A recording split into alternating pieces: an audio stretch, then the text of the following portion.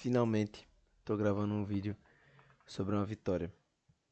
Essa é a terceira vez que eu tô tendo que gravar isso aqui. Mas vamos lá. O Botafogo ganhou, amém, na Ponte Preta, de 2-1. E o Botafogo jogou bem, surpreendentemente contra o vice-líder do campeonato. Mas jogou bem. O Botafogo foi no ataque, foi com uma proposta diferente, né? Do que eu esperava contra a Ponte Preta. Tanto que eu disse que eu esperava uma derrota contra a Ponte Preta. Mas ai. O Botafogo jogou com Luiz Miguel no lugar de Rodrigo Alves, lesionado, e no lugar de Renier, também lesionado, jogou com Marcelo Augusto, que na minha opinião foi meio ruim na maioria do jogo. Ele e Renier foram alguns pontos negativos do Botafogo na partida como um todo. Muito mal, Evandro muito mal, toda a bola passava por ele e ele não conseguia marcar, não conseguia desarmar. Marcelo Augusto também, meio inseguro em vários momentos do jogo, mas eu achava mais inseguro na questão de não trazer segurança e não no mental. O próprio Evandro, que não conseguia desarmar, não conseguia marcar, estava completamente distante do resto do Botafogo, que marcava muito bem. Porra, cheio de mosquito aqui, foi mal. Bem, o Botafogo atacando e tal. O time tentava, mas faltava alguma coisa ali. Às vezes o Ponte Preta conseguia um ataque, como eu disse, passava pelo Evandro, pelo Marcelo Augusto, mas não trazia tanto perigo os ataques da Ponte Preta. Isso é importante.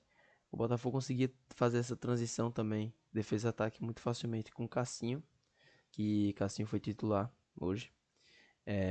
Para ele ser titular, quem saiu foi o Gama, que eu achei certo. O Gama já não vinha muito bem. Eu ficaria entre Gama e Thalisson, porque Igor Maduro é basicamente titular absoluto do time. Ele domina o meio de campo. Hoje foi muito bem.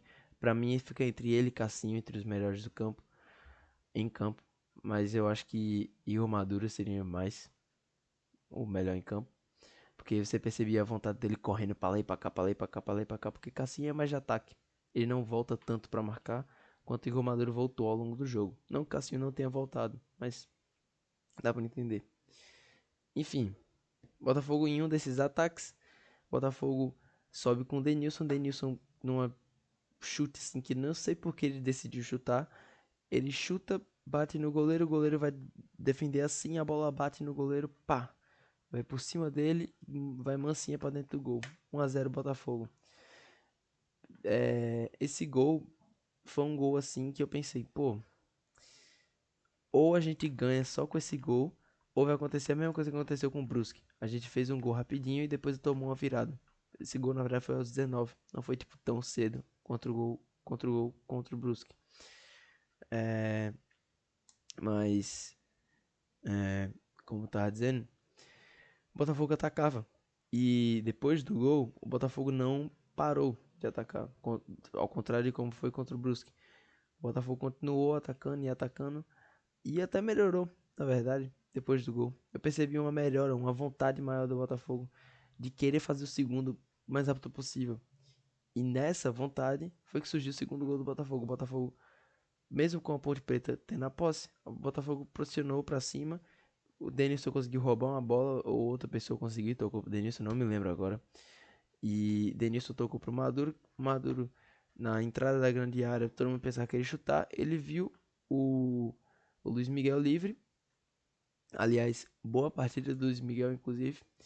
Ele viu o Luiz Miguel livre. Luiz Miguel conseguiu dominar a bola sozinho e fazer aquele chute de curva que ele sempre faz, rasteiro, mas de curva, né? Que bateu no canto contrário do goleiro. 2-0 Botafogo. E aí foi isso aí. O Botafogo foi pro segundo tempo com 2-0, jogando bem. E na volta do segundo tempo, Pisa tirou o Marcelo Augusto, que não estava muito bem, e colocou o Balardim. Balardim, que por outro lado, para mim, foi muito bem. Mostrou porque deveria ser titular no lugar de Marcelo Augusto, caso Renier não venha voltar no próximo jogo, que eu acho que ele deve voltar. Porque a lesão dele não foi tão séria assim, tanto dele quanto o Rodrigo Alves, mas aí já com o Rodrigo Alves é outra história. Eu preferiria Luiz Miguel titular.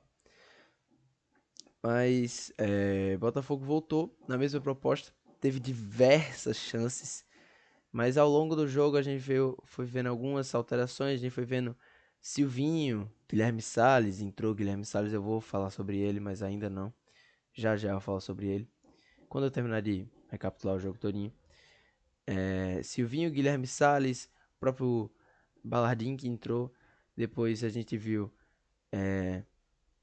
a entrada do Andrés Robles e do Gama. Esses dois últimos foram no final do jogo, acho que foi que Pisa percebeu que era melhor a gente começar a se defender do que tentar atacar, porque poderia se infligir, né?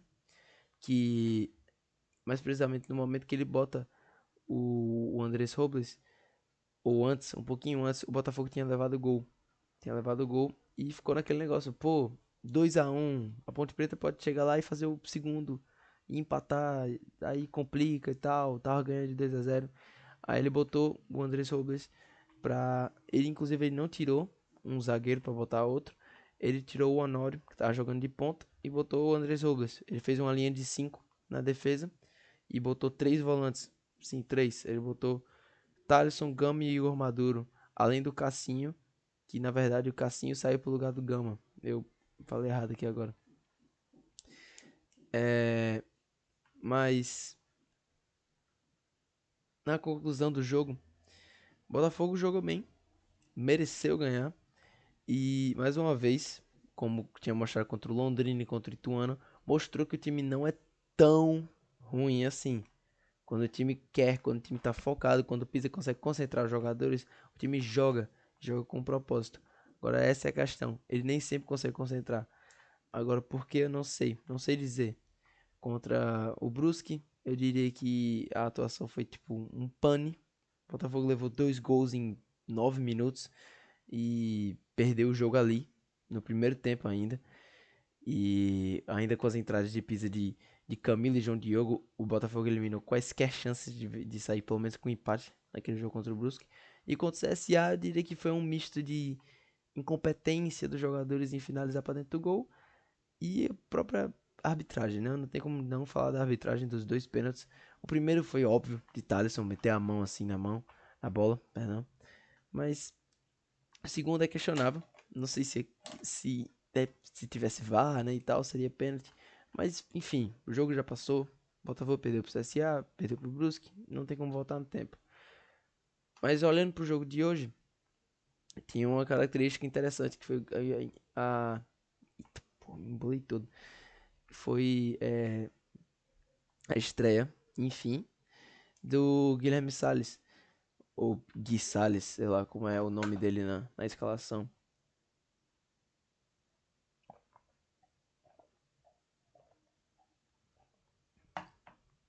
Hidratar.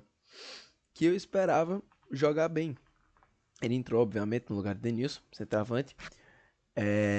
Eu esperava realmente que ele fosse buscar um jogo mais de centroavante.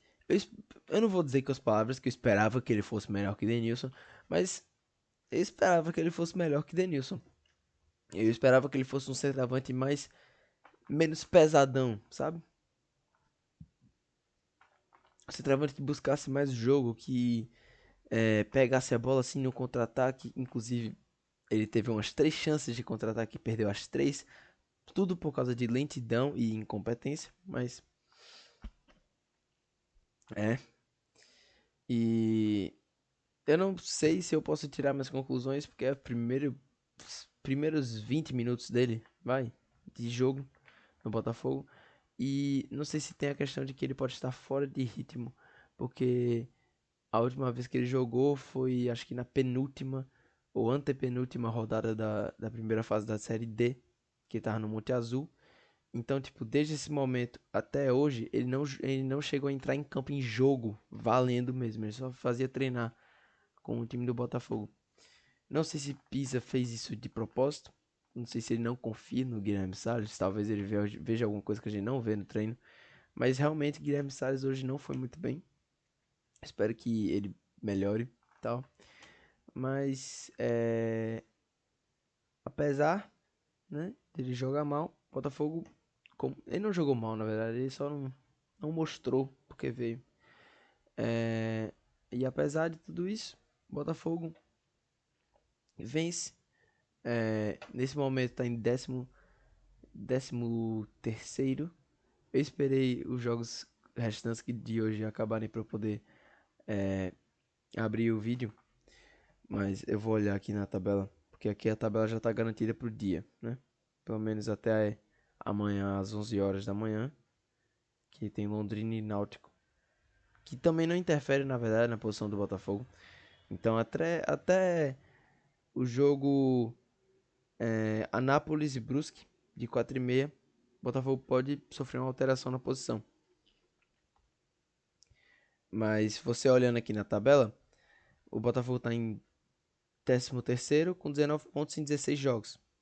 Ele está nesse exato momento, ele tá a 2 pontos, 2 pontos do G8 e 3 pontos do Z4. O próximo jogo do Botafogo é contra o Ipiranga, lá no Sul. E é um jogo difícil. O Ipiranga, nesse momento, ele já jogou nessa rodada. Ele tem 21 pontos. Ou seja, seria um confronto direto, vai. A gente pode chamar assim. Mas eu não diria confronto direto, porque pra mim, desde o jogo contra o CSA, eu não lembro se eu disse isso no vídeo, mas desde o jogo contra o CSA, pra mim o foco é fugir do rebaixamento o mais rápido possível. E o Botafogo, querendo ou não, pode fugir do rebaixamento o mais rápido possível, ganhando de Ipiranga. Porque ele já teria os 22 pontos que ele precisa ter, que na teoria tiraria ele de uma briga por rebaixamento. E aí é isso aí, cara. O Botafogo vai jogar contra o Ipiranga no sábado. Acho que é no sábado. Não, na segunda, na verdade. Segunda. Segunda de 6h30, lá no sul. Botafogo, vamos ver no que faz. Se perde ou empate, se perde ou empata, se complica um pouquinho. Mas eu ainda acho que é manuseável. Teriam 2 jogos pro Botafogo fazer 2 pontos. Então é tipo, né? Mas se ganha, o Botafogo já estaria fora da briga do rebaixamento e poderia sim olhar pra cima. Mas aí depende dos outros resultados que tem da rodada. Que perto do Botafogo, os únicos que faltam jogar são o próprio Floresta, o Maringá, o Figueirense e todo mundo dentro da zona, que é Anápolis, Itabaiana, Retrô e Tombense. Mas o único que pode alcançar o Botafogo é o Figueirense e Anápolis, e o Maringá, na verdade, que não jogaram ainda, né? Mas por causa do saldo, o Botafogo Independente continuaria no máximo em um 15º lugar. Também considerando que tem confrontos diretos, alguns confrontos diretos entre esses, né, postulantes a rebaixamento. Figueirense e Maringá se enfrentam. Retrô tem um jogo difícil contra o São Bernardo. Anápolis tem um jogo difícil contra o Brusque. Floresta e Tombense é um jogo teoricamente fácil para o Floresta, então eu imagino que o Floresta vai subir e vai entrar no G8, deixando mais fácil essa entrada do Botafogo no G8 na próxima rodada. Sem contar com os jogos, né? Obviamente, da próxima rodada. Mas o Itabaiana joga contra o CSA também. É um jogo, na teoria, fácil pro CSA. Mas é isso aí. Não tem muito mais o que eu falar, não, mais o que enrolar. Botafogo ganhou. Voltamos a ganhar. A gente pode olhar ou pra cima ou pra baixo. Você decide. Por enquanto, eu prefiro ainda ficar com o olho mais pra baixo. Mas é isso aí. Valeu, tamo junto.